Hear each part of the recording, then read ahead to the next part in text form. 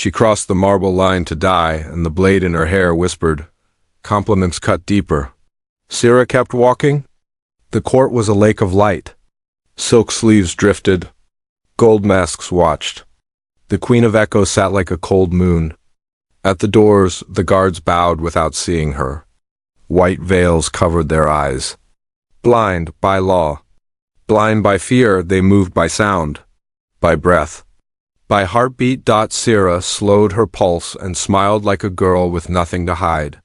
He'd licked her scalp. The hairpin wasn't a pin. It was a thin knife from the salt markets, blued steel and hungry.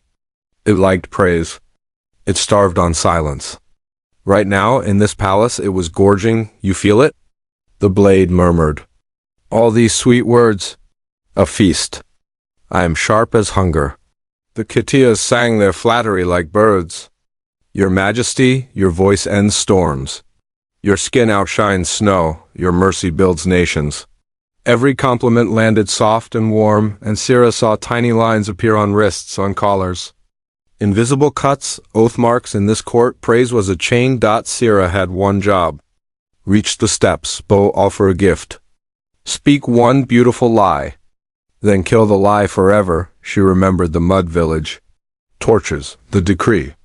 "Give us your eyes," the soldiers had said, "or give us your children." Her mother had knelt. Sira had run. She had sworn to end the voice that sent those men. She stepped into the ring of light before the throne. The queen's veil was thin as fog.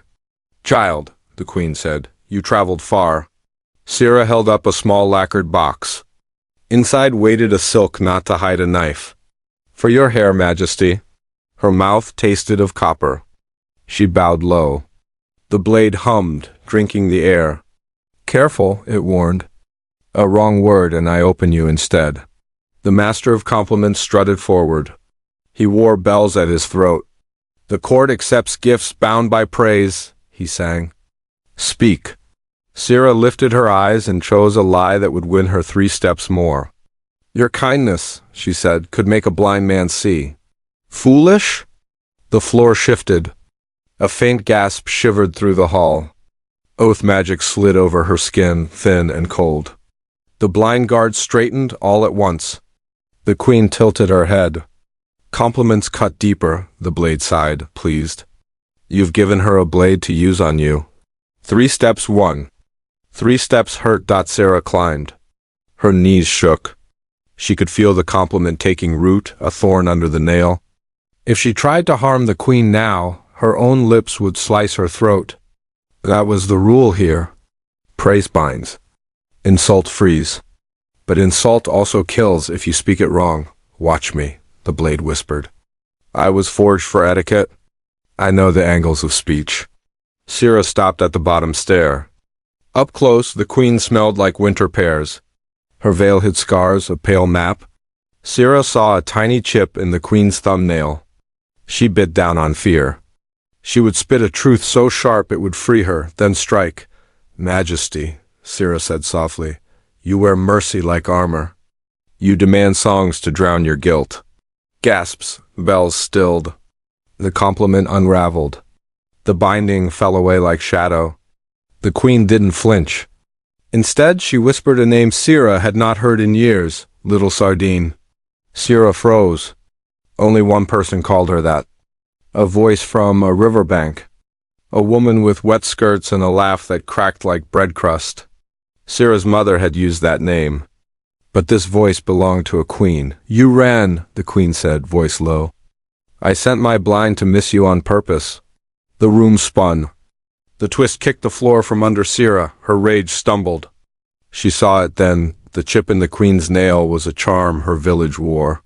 The ribbon around the queen's wrist was woven in the same pattern as Sira's baby blanket. The queen was not the butcher. Not simple. Not clean. Why? Sira's voice shook. "Because you are mine," the queen said. "Because I stole myself from the river long before I stole a crown." Heat flared under Sira's skull. The blade in her hair turned toward her, not away. It thrummed like a plucked string. "Blood matches," it purred. "Air found." Protocol shifts. Every masked face bowed a fraction, then some didn't. Chancellor Varek's rings clicked on the rail. His smile was teeth. He flicked 2 fingers. The air snapped, bells screamed. From the pillars, thin threads shot like web. Courtiers ducked. Blind guards spun, spears up, listening. The Chancellor's voice cut cold. False air. Seize her. Syrah's legs moved before thought. She kicked the front of the stair and flipped. Threads sliced empty light. She landed in a crouch. The blade leapt from her hair into her palm, all joy. Finally, it hissed. Not a pin. A knife. A guard's spear rushed her right ear. She heard the wind, not the shaft. She twisted. The spear missed by a breath. She slashed low, not to kill, but to wake muscle. Do not blind them further, the blade advised. They serve sound.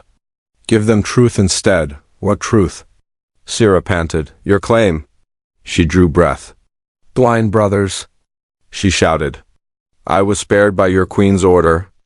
I am of her blood. They listened to the grain of her words. The nearest guard faltered.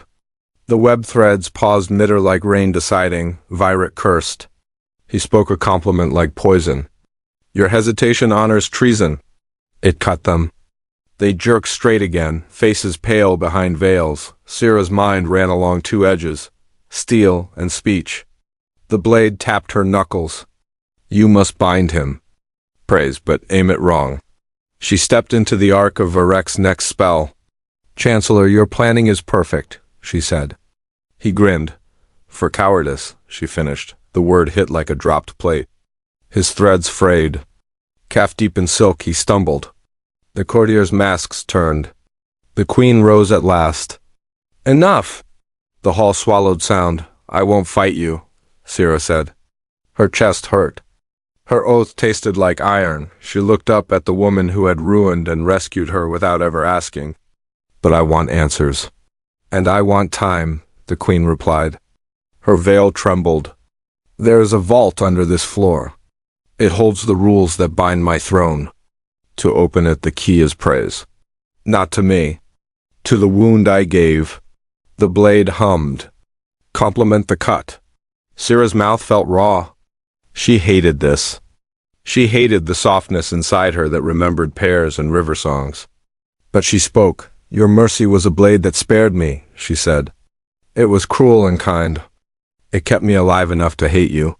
The marble groaned. A seam opened like an eye. Cold air breathed up from below. Vyrek roared. Guards pivoted. The queen stepped down. For the first time she looked afraid. She reached for Syrah's hand. Daughter, she whispered. Decide. With me or with him? Syrah gripped the knife. The vault gaped. The blind aimed their spears by the sound of a single heartbeat hers. Something moved in the dark below. Whispering like river water over teeth, the blade kissed her palm and said, thrilled, choose quickly. Words bleed. Syrah took a step. The floor cracked wide, and a second voice rose from the vault, wearing her mother's laugh. Sardine, it called. Tell me what I am to you. She looked at the queen, at Varek, at the blind, at the dark. Don't, the queen said. Not that word. Syrah opened her mouth. Want the next blow and the truth under the floor? Tap follow so you don't miss part 2.